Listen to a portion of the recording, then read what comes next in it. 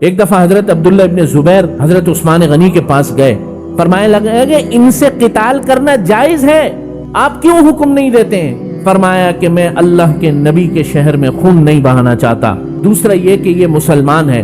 معلوم یہ ہوا کہ اس زمانے میں بھی ایسے مسلمان تھے جو خلیفہ وقت اور داماد رسول صلی اللہ علیہ وسلم کو حق پر نہیں سمجھتے تھے، ایسے بدبخت لوگ اس وقت تھے، اسی کو خارجی کہتے ہیں۔ حضور علیہ الصلوۃ والسلام نے اپنی زندگی میں ارشاد فرمایا کہ اے عثمان، بہت جلد اللہ تجھے ایک قمیص پہنائیں گے اور لوگ وہ قمیص تیرے سے اتارنے کی کوشش کریں گے تو اس کو اتارنا نہیں۔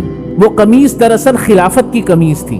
اتنے جود و سخا کے آدمی خلافت کو کسی لالچ میں نہیں بلکہ اللہ کے نبی کا حکم تھا کہ تجھ سے لوگ یہ امانت چھیننے کی کوشش کریں گے، دینا نہیں ان کو۔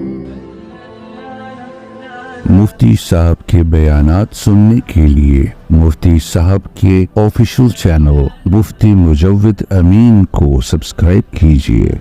بزرگان محترم، برادران اسلام، ذوالحجہ کا مہینہ قربانی کا مہینہ ہے، اور عید قربان سے ابھی ہم کچھ دنوں پہلے ہی فارغ ہوئے ہیں، اور حق تعالی شانہ نے اس کے علاوہ حج بیت اللہ کی توفیق عطا فرمائی مسلمانان عالم کو، اور حضرت ابراہیم علیہ الصلاۃ والسلام و تسلیمات کی قربانیوں کو حج بیت اللہ کے اندر ایک دفعہ پھر زندہ کیا جاتا ہے۔ قربانی کا اسی سلسلے میں اتفاق سے یا اللہ کی تقدیر سے 18 ذوالحجہ بھی قربانی کا ایک عظیم دن ہے۔ قربانی سے مراد کوئی جانور کی قربانی نہیں بلکہ اس امت کے ایک عظیم ترین انسان، خلیفہ ثالث، خلیفہ سوم، داماد رسول اللہ صلی اللہ علیہ وسلم، حضرت عثمان غنی ذوالہجرتین و ذوالنورین رضی اللہ تعالی عنہ کی شہادت کا بھی دن ہے۔ 18 ذوالحجہ بمطابق 35 ہجری حضرت عثمان غنی رضی اللہ تعالی عنہ کی شہادت کا دن ہے۔ حضرت عثمان غنی رضی اللہ تعالی عنہ چاروں خلفاء میں مدت کے اعتبار سے سب سے طویل ترین خلافت پانے والے خلیفہ ہیں، خلیفہ راشد ہیں۔ حضرت عمر رضی اللہ تعالی عنہ کا دور خلافت 10.5 سال تقریباً یا 10.25 سال تھا، اور حضرت ابو بکر رضی اللہ تعالی عنہ کا دور خلافت 2 سال تھا۔ حضرت علی رضی اللہ تعالی عنہ کا دور خلافت 5 سال سے کچھ زائد تھا، لیکن سب سے طویل دور خلافت جو تھا وہ حضرت عثمان غنی رضی اللہ تعالی عنہ کا تقریباً 12 سال یا اس سے کچھ دن زیادہ تھا۔ یہ چیزیں آج ہمیں معلوم نہیں ہیں، برسر سبیل ذکر کر رہا ہوں۔ چنانچہ ہر مسلمان کے ذمے میں یہ بات لازمی ہونی چاہیے کہ کم از کم نبی کریم صلی اللہ علیہ وسلم کی زندگی اور چاروں خلفاء کی زندگی ان کو ازبر ہونی چاہیے، انگلیوں پر ہونی چاہیے۔ چلو بعد کی اسلامی تاریخ تو معلوم ہو یا نہ ہو، لیکن کم سے کم ہمارے یہ 4 خلفاء جو خلفاء راشدین ہیں کہ جن کے بارے میں نبی کریم صلی اللہ علیہ وسلم نے فرمایا کہ خیر القرون قرنی ثم الذین یلونہم، بہترین دور جو ہے وہ میرا دور ہے، اور اس کے بعد کا جو دور ہے یعنی کہ خلفاء راشدہ کا دور۔ تو حضرت عثمان غنی رضی اللہ تعالی عنہ 18 ذوالحجہ بمطابق جیسے میں نے عرض کیا 35 ہجری کو شہادت ہوئی۔ اس شہادت کی جو تفصیلات ہیں وہ بہت طویل ہیں، میں آخر میں تھوڑی سی باتیں عرض کروں گا، 1-2 نقطے، لیکن اس سے پہلے حضرت کی شخصیت کو سمجھنا ضروری۔ دین اسلام میں اللہ تعالی نے اور جناب نبی کریم حضرت محمد مصطفیٰ احمد مجتبیٰ صلی اللہ علیہ وسلم نے، ہمارے نبی نے ہر صحابی کو ایسا تیار کیا، ایک ایسے ایسے گوہر نایاب تیار کیے جو قیامت تک کے لیے رشد و ہدایت کا مرکز اور منبع اور جو ہے ملجا اور ماوا ہے۔ قیامت تک کے لیے ایک ایک صحابی مینار نور ہے۔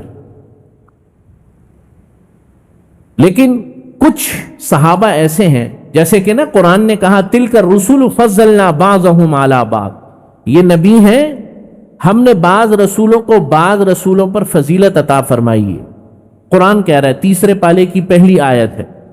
اسی طریقے سے صحابہ کے طبقات میں بھی بعض طبقے زیادہ فضیلت والے اور زیادہ اہم ترین ہیں، ان میں سے والسابقون الاولون من المہاجرین والانصار والذین اتبعوا، جو سابقون الاولون ہیں، جنہوں نے اسلام کو لانے میں بہت جلدی کی، سب سے پہلے ایمان لے کر آئے، مکے کی زندگی میں، مکے کی تنگ زندگی میں، مکے کے نامساعد حالات میں، مکے کے مصائب اور آلام اور تکلیفوں والے حالات میں، انتہائی پرتشدد حالات میں جو لوگ ایمان لے کر آئے، قرآن کریم ان کو کہہ رہا ہے والسابقون الاولون، یہ وہ ہیں جنہوں نے پہل کی ہے، جنہوں نے سبقت کی ہے ایمان کے اندر، والذین اتبعوا رضی اللہ عنہم ورضوا عنہ، اللہ ان سے راضی ہے اور وہ اللہ سے راضی۔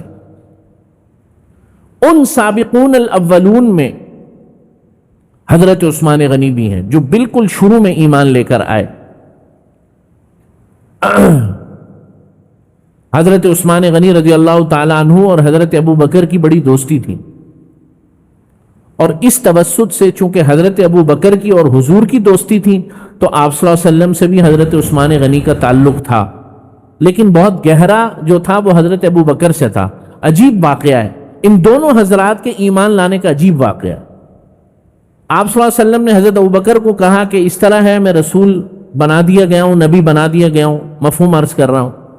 حضرت ابو بکر نے کوئی سوال نہیں کیا، اچھا دلیل لاؤ، قرآن کی کوئی آیت پڑھو، کون سا فرشتہ مجھے ملاؤ، معجزہ دکھاؤ۔ حضرت ابو بکر نے کہا یار ہو تو ایسا یار ہو۔ حضرت ابو بکر نے کہا آپ کہہ رہے ہیں ٹھیک ہے، بس میں نے کلمہ پڑھتا ہوں، ختم ہو گئی بات۔ بالکل یہی معاملہ حضرت ابو بکر اور حضرت عثمان غنی کا بھی ہے۔ حضرت ابو بکر نے کہا میں محمد پر ایمان لے کر آ گیا ہوں، اور آپ بھی جو ہے ایمان لے کر آ جائیں۔ تو حضرت عثمان غنی نے فرمایا آپ جیسا انسان، شریف النفس انسان اگر اسلام لے کر آ گیا تو یقیناً کوئی بھلائی کی چیز ہوگی، میں بھی ایمان لے کر آ۔ کوئی دلیل نہیں مانگی۔ آج کا مسلمان عمل اتنا سا کرتا ہے، اتنا سا، ٹھیک ہے نا، اور دلائل جو ہے وہ مانگتا ہے کہ جناب اس کو جو ہے نا دلائل چاہیے ہوتے ہیں کتابوں کے حساب سے، عمل اس کو نہیں کرنا ہوتا۔ سمجھ رہے ہیں بات؟ جیسے ہی شروع ہوتا ہے نا رمضان المبارک، تو دلائل کے لیے میسیجز آنا شروع ہو جاتے ہیں، 8 پڑھیں یا 20 پڑھنے، یہ جو بھی سوال کرتا ہے اس نے پڑھنی ایک بھی نہیں ہوتی۔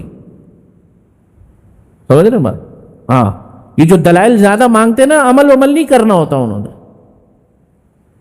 خیر، تو میں عرض کر رہا تھا کہ حضرت عثمان غنی سابقون الاولون میں بہت جلدی ایمان لانے والے، اور پھر ایمان لانے کے بعد حضور کے ساتھ جو تعلق اللہ نے نصیب فرمایا وہ بھی بڑا عجیب، بہت ہی عجیب۔ اس دھرتی پر، اس کائنات میں صرف ایک شخصیت ہے کہ جو ایک رسول کا داماد بنا 2 دفعہ۔ اس کائنات میں صرف ایک شخصیت ہے کہ جس کے پاس ایک ہی نبی کی 2 بیٹیاں یکے بعد دیگرے آئیں، اور وہ حضرت عثمان غنی۔ سب سے پہلے حضرت ام کلثوم رضی اللہ تعالی عنہ، آپ علیہ الصلاۃ والسلام کی دختر اختر کا نکاح ہوا حضرت عثمان غنی سے، اور اس کے بعد حضرت رقیہ کا ہوا۔ اور جب دونوں کا انتقال ہو گیا، پہلی والی کا بھی انتقال ہو گیا، پھر حضرت کا بھی، دوسری والی کا بھی انتقال ہو گیا۔ ویسے تو 2 بہنوں کو ایک ساتھ جمع کرنا منع ہے، میں نے کہا یہ مسئلہ ذرا بتا دوں۔ آپ لوگ سمجھیں گے کہ بھائی دو بہنیں کیسے؟ دو بہنیں ایک وقت میں نکاح میں جمع ہونا ناجائز ہے، قرآن نے منع فرمایا ہے، حرام ہے. لیکن یکے بعد دیگرے، پہلے ایک بہن نکاح میں ہو، پھر اس کا انتقال اگر ہو جائے تو اس کی بہن بعد میں نکاح میں آ سکتی ہے اس کے انتقال کے بعد. خیر، تو حضور علیہ الصلوۃ والسلام نے اپنی دو بیٹیاں دی حضرت عثمان غنی کو، اسی لیے فرمایا گیا ذوالنورین، دو نور والے. اسی طرح ذوالہجرتین، دو ہجرتوں والے. آپ رضی اللہ تعالیٰ عنہ نے حبشہ کی طرف بھی ہجرت فرمائی اور مدینہ منورہ بھی ہجرت فرمائی. ایسے بہت کم صحابہ ہیں جنہوں نے دو دو ہجرتیں کی. تو جب دوسری بیٹی کا انتقال ہو گیا اور وہ انتقال ہوا بدر، جب یہ معرکہ بدر ہوا نا مدینہ منورہ میں، تو حضرت عثمان غنی بدری صحابہ میں بنفس نفیس شریک نہیں ہوئے. اب دیکھیں یہ لفظ بڑے اہمیت کا حامل ہوتے ہیں. میں نے لفظ استعمال کیا بنفس نفیس شریک نہیں ہوئے. کیا مطلب ہے؟ نبی کریم صلی اللہ علیہ وسلم نے جب بدر کا معرکہ ہوا، مال غنیمت تقسیم فرمایا، تو حضرت عثمان غنی کا مال غنیمت آپ صلی اللہ علیہ وسلم نے خود الگ فرمایا. حالانکہ حضرت عثمان غنی بدر میں تھے نہیں، حالانکہ مال غنیمت تو اس کو ملتا ہے جو میدان جنگ میں شریک ہو. حضرت عثمان غنی شریک نہیں تھے. وہ شریک نبی کے حکم سے نہیں تھے، اس لیے کہ حضرت ام کلثوم بیمار تھیں، بہت سخت بیمار تھیں. حضور نے فرمایا تم نہ چلو، تم جو ہے میری بیٹی کی تیمارداری کرو، یعنی اپنی اہلیہ کی تیمارداری کرو، یہیں پر رہو. اسی لیے اصحاب بدر کے اندر حضرت عثمان غنی کا نام لیا جاتا ہے. آپ اصحاب بدر کی جب فہرست اٹھائیں گے تو حضرت عثمان غنی کا نام شامل ہے اس میں. یہ بھی ایک عجیب معاملہ ہے، ایک عجیب سعادت ہے کہ ایک جنگ کے اندر بندہ شریک نہیں ہے لیکن اس کا نام لکھا جا رہا ہے. نبی کریم صلی اللہ علیہ وسلم نے اپنے حکم سے شامل فرمایا اور پھر جو ہے مال غنیمت میں سے حصہ بھی عطا فرمایا. آپ علیہ الصلوۃ والسلام کا جو تعلق ہے حضرت عثمان غنی سے، حضور نے فرمایا لِكُلِّ نَبِيٍّ رَفِيقٌ فِي الْجَنَّةِ، ہر نبی کا جنت کے اندر ایک ساتھی ہوتا ہے. کیا ہوتا ہے؟ ساتھی سے مراد دوست، پاس رہنے والا. وَرَفِيقِي فِي الْجَنَّةِ عثمان بن عفان رضی اللہ تعالی عنہ، اور میرا جو جنت میں ساتھی ہوگا، جو میرے ساتھ رہے گا، وہ عثمان بن عفان ہو. کتنی بڑی فضیلت. عشرہ مبشرہ میں جن صحابہ کو اللہ نے اپنے ہاتھ، اپنی زبان مبارک سے دنیا کے اندر جنت کی بشارت دی، کئی دفعہ حضرت عثمان غنی رضی اللہ تعالیٰ عنہ کو نبی کریم صلی اللہ علیہ وسلم نے اپنی زبان اطہر سے جنت کی بشارت دی. حضرت ابو موسیٰ اشعری فرماتے ہیں کہ ایک دفعہ ہم ایک باغ میں بیٹھے ہوئے تھے مدینہ سے قریب. آپ صلی اللہ علیہ وسلم بسا اوقات اپنی تفریح طبع کے لیے مدینے سے باہر تشریف لے جاتے اور باغ میں جا کر کچھ آرام فرماتے، ٹھنڈا پانی پیتے، چھاؤں میں بیٹھتے. تو فرماتے ہیں کہ میں حضور کے ساتھ تھا تو آپ صلی اللہ علیہ وسلم باغ میں تشریف فرما تھے، تو باغ کا جو دروازہ ہے یا جو اس کی چار دیواری ہے اس پر کھٹکھٹاہٹ ہوئی، کسی نے کھٹکھٹایا اس کو. حضور نے فرمایا ابو موسیٰ دیکھو کون ہے، اور جو بھی ہے اس کو اجازت دو اور جنت کی بشارت دے دو. فرمایا میں نے دروازہ کھولا، حضرت ابو بکر تھے، میں نے کہا آپ کو جنت کی بشارت ہو. فرمایا الحمدللہ، اور یہ کہہ کر اندر آ گئے. پھر تھوڑی دیر بعد پھر دروازے پر جو ہے دستک ہوئی. آپ علیہ الصلوۃ والسلام نے فرمایا ابو موسیٰ دیکھو کون ہے، اور جو بھی ہے اس کو جنت کی بشارت دے دو. تو دیکھا حضرت عمر تھے. اچھا، تقدیر کا عجیب ہی معاملہ ہے ان تینوں چاروں افراد کے ساتھ. یہ جہاں نظر آتے ہیں چاروں ساتھ ہی نظر آتے ہیں. پھر حضرت عمر اندر داخل ہوئے اللہ کا شکر ادا کرتے ہوئے. پھر تیسرے دفعہ دستک ہوئی. حضور نے فرمایا دیکھو ابو موسیٰ کون ہے اور اس کو جنت کی بشارت دو، لیکن کچھ تکلیف کے ساتھ، لیکن کچھ تکلیف کے ساتھ. تو حضرت عثمان غنی تشریف لائے. وہ تکلیف کیا تھی؟ وہ تکلیف یہ تھی حضور علیہ الصلوۃ والسلام نے اپنی زندگی میں ارشاد فرمایا کہ اے عثمان ان اللہ عسى ان یلبسک قمیصا، اے عثمان بہت جلد اللہ تجھے ایک قمیص پہنائیں گے۔ کیا پہنائیں گے؟ قمیص۔ اور لوگ وہ قمیص تیرے سے اتارنے کی کوشش کریں گے تو اس کو اتارنا نہیں، اس کو اتارنا نہیں۔ وہ قمیص دراصل خلافت کی قمیص تھی کہ اللہ تعالیٰ تجھے قمیص خلافت کی چغہ پہنائیں گے، اللہ تعالیٰ تجھے خلافت عطا فرمائیں گے، لوگ تجھ سے تقاضا کریں گے کہ اس خلافت کو چھوڑ دو، لیکن تم نے چھوڑنا نہیں ہے اس خلافت کو۔ چنانچہ حضرت عثمان غنی جیسا انسان، جود و سخا کا پیکر، وہ انسان کہ اسلام کی ابتدائی تاریخ میں حضرت عثمان غنی کے مال سے امت کو جتنا فائدہ ہوا ہے اتنا فائدہ کسی کے مال سے نہیں ہو۔ اس قدر اللہ کی راہ میں خرچ کیا ہے۔ مدینہ منورہ جب مسلمان آئے تو ایک یہودی کے پاس کنواں تھا، آج بھی وہ کنواں موجود ہے،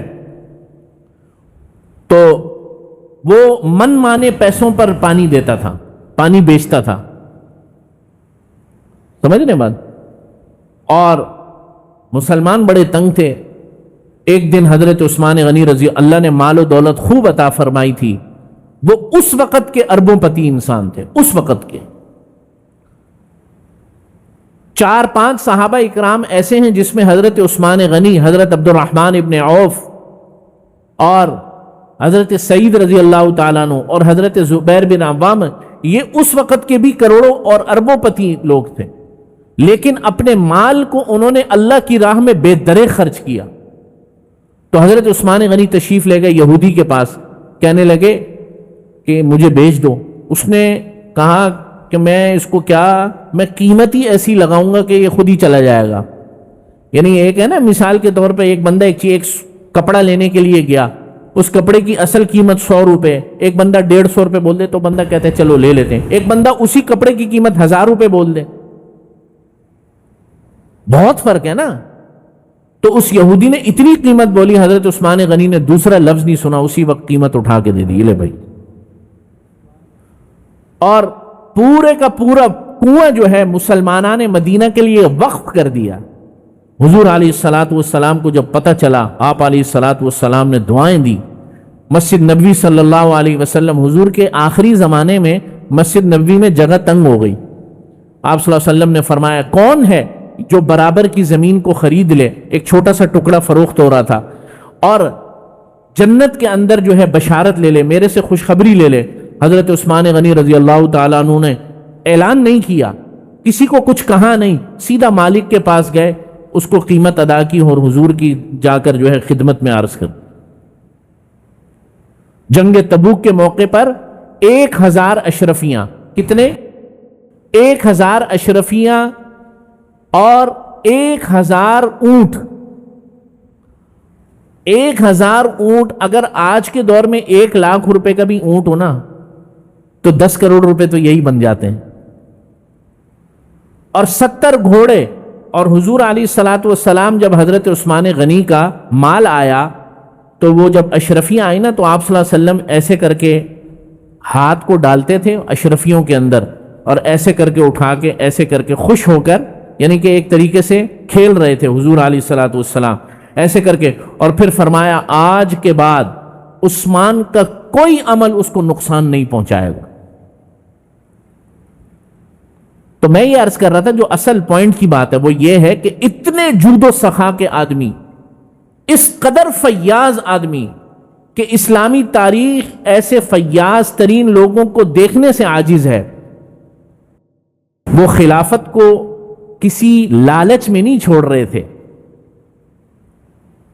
کسی لالچ میں نہیں، بلکہ اللہ کے نبی کا حکم تھا کہ تجھ سے لوگ یہ امانت چھیننے کی کوشش کریں گے، دینا نہیں ان کو، یہ میری نیابت ہے، یہ میری نیابت ہے، یہ پیغمبر کی نیابت ہے، اس لیے کہ اگر تم اس خلافت کو چھوڑو گے تو ہر دوسرے تیسرے خلیفہ کو 400-500 لوگ جمع ہوں گے اور آ کر جو ہے محاصرہ کریں گے اور بولیں گے خلیفہ یہاں سے فارغ ہو۔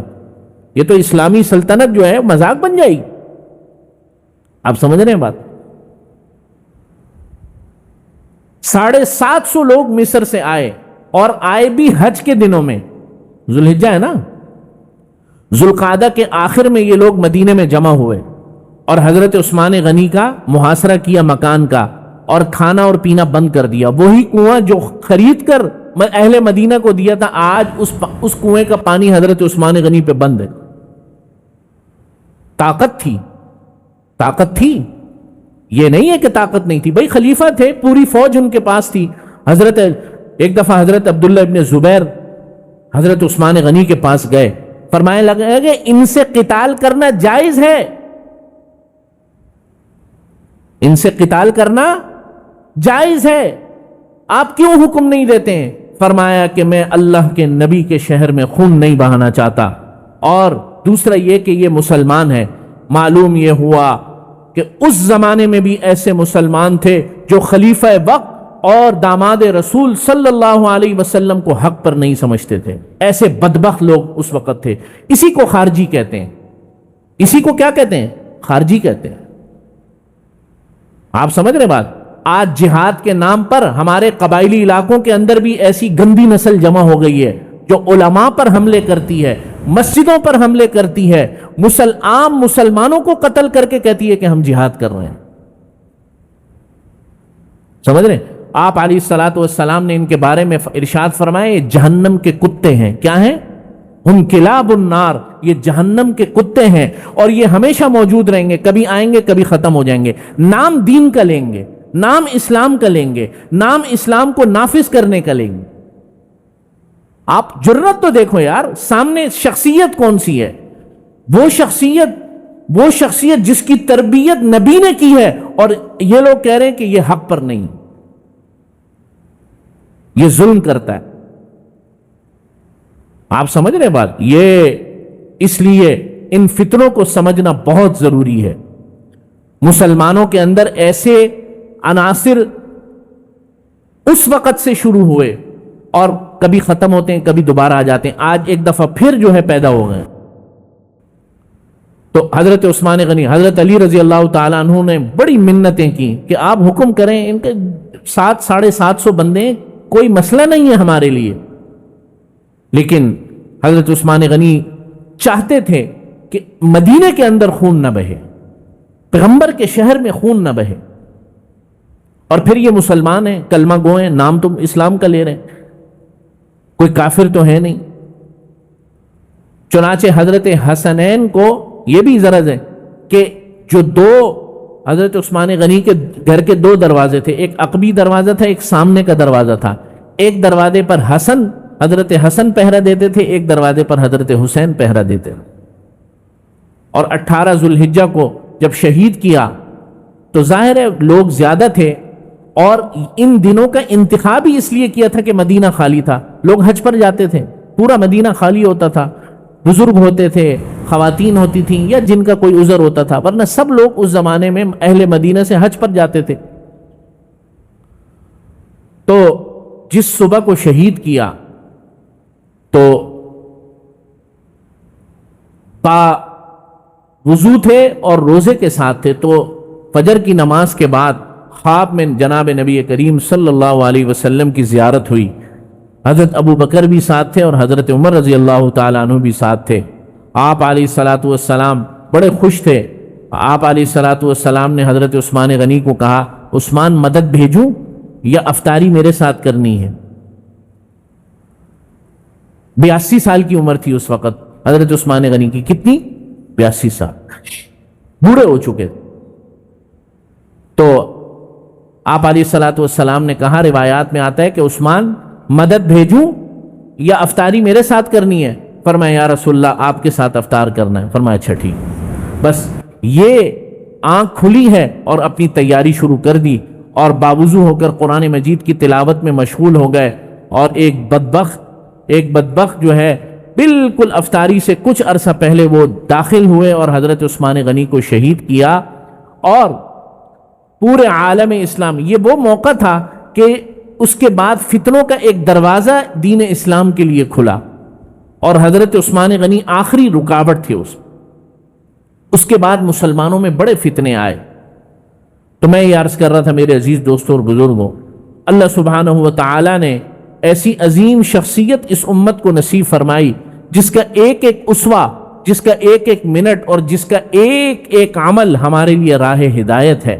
ہم سب کو اور ہماری یہ ذمہ داری ہے کہ اپنے خلفائے راشدین المہدیین رضوان اللہ علیہم اجمعین کی سیرت کا مطالعہ بھی کریں اور اس کو اپنی زندگی میں ڈھالنے کی بھی کوشش کریں۔ وآخر دعوانا الحمدللہ۔